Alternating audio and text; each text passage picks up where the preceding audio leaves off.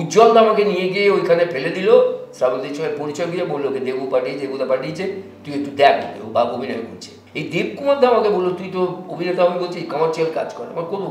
স্টুডিওর মজাটা ছিল হয়ে যাওয়ার পর, রেকর্ডিংয়ের পর একটা জমাটি আড্ডা বসতো, এবং সেখানে তাবড় তখনকার কালের অভিনেতারা থিয়েটারে ফিল্মের তারা বসে আড্ডা মারতেন। সেটা আমার কাছে শোনাটা ছিল একটা বিরাট ব্যাপার। দেখো রাজনৈতিক ছবি তুমি করবে কিনা ভেবে নিও, আর রাজনৈতিক ছবি শুনে খুব খাপ লেগে গেলাম। রূপলি পর্দা গেলাম ধরো, সেটা 1980 আছে। আমি তখন মানে আসার আগের পর্বটা হচ্ছে যে আমি তখন বেতারে অভিনয় করতে ঢুকে গেছি, রেডিওতে তো বিজ্ঞাপন কার্যক্রমে এবং আকাশবাণীতে। সেটা ধর 78 সাল, 78-এ আমি বিজ্ঞাপনের নাটকে ঢুকে পড়ি। 78-এরও আগে ধর 74, 75, 76 এই সময়টাতে আমার পাড়াতে ওই চিলামুদিনের একটা স্টুডিও ছিল সাউন্ড ট্র্যাক। হ্যাঁ, ওরা পরবর্তীকালে, তখন আমি অবশ্য সেটা করতাম কারণ সেটা অনেক পরে শুরু হয়েছিল। সাউন্ড ট্র্যাকের একটা বিখ্যাত প্রোগ্রাম ছিল, নাম বললেই সবাই বুঝবে, শনিবারের বারবেলা হিট। তখন তো ওইটা যেহেতু পাড়ার মধ্যে ছিল, ওর কর্ণধার ছিলেন চাঁদুদা, চন্দন ভট্টাচার্য, রবীন্দ্র ভট্টাচার্য ছাত্র। চাঁদুদা আমাকে বললো যে বাপি তুই, আমার ডাকলাম বাপি বলে ফেললাম, তো আমি বললো তুই আমার সঙ্গে অভিনয় কর, আমার স্টুডিও কাজ কর। তো ওই যেহেতু পাড়ার মধ্যে কখনো কখনো চাঁদুদা এসে ডাকতো, ভাবে চলে আয় রেকর্ডিং আছে, চলে গেলাম, রেকর্ডিং করলাম ওই বেতারের হাতে করে, এটা ওইখান থেকে। তারপর আমাদের স্কুলের 150 বছর উপলক্ষে একটা নাটক হলো। সেই 150 বছরে আমরা তখন অলরেডি বেরিয়ে গেছি, সেটা ওই 78 সাল, স্কুল থেকে বেরিয়ে গেছি। তো তারপরে সেই সিনিয়রদের এবার হুড়োহুড়ি পড়ে গেল এক্স স্টুডেন্টদের, কারা করবে, এত লোক এত ছেলে সবাই বলে অভিনয় করবে। তো দুটো ভাগ হয়ে গেল, একটা দলে এলো দেবকুমার ভট্টাচার্য ডিরেক্টর, যিনি পরে সিরিয়ালও লিখেছেন। ওনার তখন গন্ধর্ব বলে একটা নাটকের দল ছিল। আচ্ছা, তখনকার সময় প্রথম সারির নাট্য দলের মধ্যে একটা গন্ধর্ব দেবকুমার ভট্টাচার্য, দেবুদা আমাদের স্কুলের এক্স স্টুডেন্ট। দেবুদা একটা নাটক ডিরেকশন দিল, আর একটা দিল আমাদের স্কুলের আর এক এক্স স্টুডেন্ট জগন্নাথ বসু, সবাই জানে। জগন্নাথ দা একটাতে, আমারটা ডিরেকশন দিয়ে দেবকুমার দা। এই দেবকুমার দা আমাকে বললো তুই তো অভিনেতা, আমি বলছি কমার্শিয়াল কাজ করে, আমার করবো। তা আমার সঙ্গে আলাপ করিয়ে দিল উজ্জ্বল সেনগুপ্ত, তখন এক বিখ্যাত অভিনেতা ছিলেন, যিশুর বাবা। উজ্জ্বল দা, বলা উচিত যিশু, উজ্জ্বলদার ছেলে হচ্ছে যিশু। হ্যাঁ, তো উজ্জ্বলদা তখন আমাকে উজ্জ্বলদার সঙ্গে পরিচয় করে দেবুদা। উজ্জ্বলদা আমাকে বললো তোকে দেবুদা বলে তোকে ও বিয়েতে নিয়ে যাবে শ্রাবন্তীর কাছে। তখন শ্রাবন্তীদির স্টুডিও ছিল এটা, স্যার লিভিং সাউন্ড, যেখানে বহুলিনের সংসার হতো, P3 আরম্ভ করে শ্রাবন্তী মজুমদার। হ্যাঁ, শ্রাবন্তী মজুমদার ছিলেন কর্নেল বোস, যার স্টুডিওটা অরিজিনালি।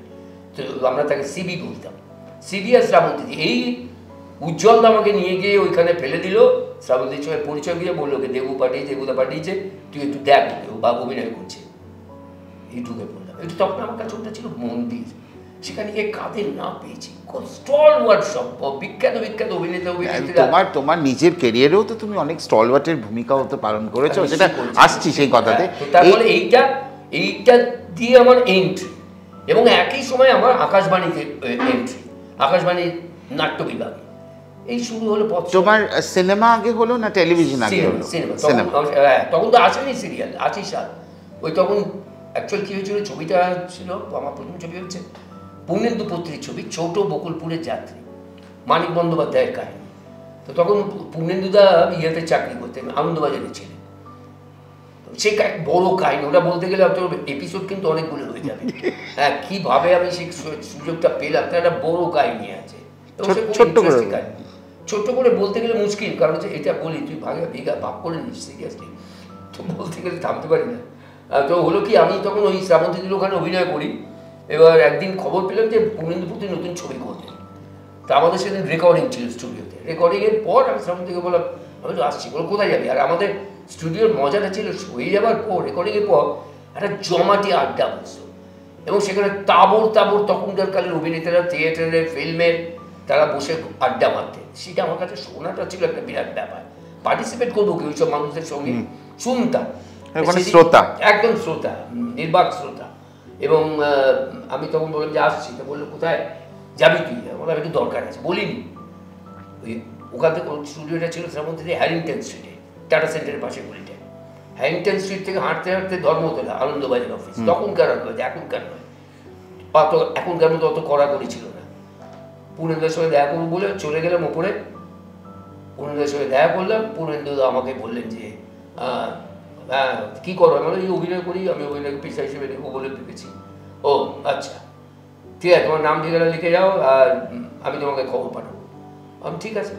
আর বেরিয়ে আসতে যাবো, সব বলে শোনো একটা কথা বলে দিই, এটা কিন্তু পলিটিক্যাল ছবি, দেখো এটা রাজনৈতিক ছবি, তুমি করবে কিনা ভেবে নিও। আর রাজনৈতিক ছবি শুনে খুব খারাপ হয়ে গেলাম, কারণ আমি সত্যি রাজনীতি করিনি কোনোদিন, কলেজ লাইফেও করিনি, পলিটিক্স থেকে দূরেই থাকতে, আমি দূরে থাকতে ভালোবাসি। তারপরে আমি দেখলাম কি ব্যাপারে রাজনীতি, আমার আচ্ছা ঠিক আছে বলে মাঠ দৌড়। আবার আনন্দবাজার থেকে বেরিয়ে ধর্মতলা দিয়ে দৌড়চ্ছি, বাস স্ট্যান্ডে উঠছি না তখন, কত তাড়াতাড়ি স্টুডিও পৌঁছবো। আমার তখন একমাত্র ইয়ে হচ্ছে শ্রাবন্তীদি, মানে স্টুডিওটা, কে হাঁপাচ্ছে, আমার কী হলো রে তোর, কী হয়েছে, কোথায় গেছিলি? আমি কাহিনিটা বললাম যে ব্যাপার। আর তখন ওরা মারতে বাকি রেখেছে আমার। শ্রাবন্তী ছিল তখন আকাশবাণীর যে বিখ্যাত অভিনেতা ছিলেন রেডিওতে, গৌতম চক্রবর্তী। ওরা তোর কি, তুই অভিনেতা, তোকে অভিনয় করতে বলছে, তুই কি রাজনীতি করতে যাচ্ছিস? না তা নয়। তাহলে তুই না বলতেই কেন? না বলি তার কি হ্যাঁ বলবো, বলবি 1 মিনিট আসছি। আবার দৌড়, আবার ওখান থেকে বেরিয়ে মার দৌড়, সোজা রাস্তা দিয়ে ধর্মতলা দিয়ে পুরো ওই রাস্তায় হেঁটে পুরোদের ঘরে গেছি। ওখানে দেখি চমকে গেছে, কাজ করছিল। কি হলো? আমি করবো কোথায় ভেবে নিয়েছো? হ্যাঁ ঠিক আছে, এই ছোট বকুলপুরে যাত্রী আমাদের